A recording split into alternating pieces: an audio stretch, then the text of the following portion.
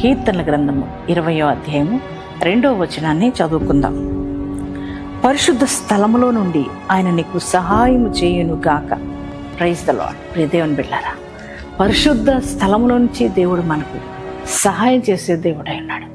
ప్రియ దేవుని బిడ్డలారా, ఈరోజు మరి నీకున్న సమస్యల్లో, కష్టాల్లో, బాధల్లో, ఇబ్బందుల్లో, ఇరుకుల్లో, ఆర్థిక పోరాటాల్లో, నిందల్లో బంధువుల వైపు చూశారు, స్నేహితుల వైపు చూశారు, మీకు సహాయం కూడా లేక చాలా నిరాశ, నిస్పృహల మధ్యలో మీరు ఉన్నారేమో. ఈ ఉదయకాలం ప్రభు అంటున్నారు, ఈరోజు నీతో మాట్లాడుతున్నారు.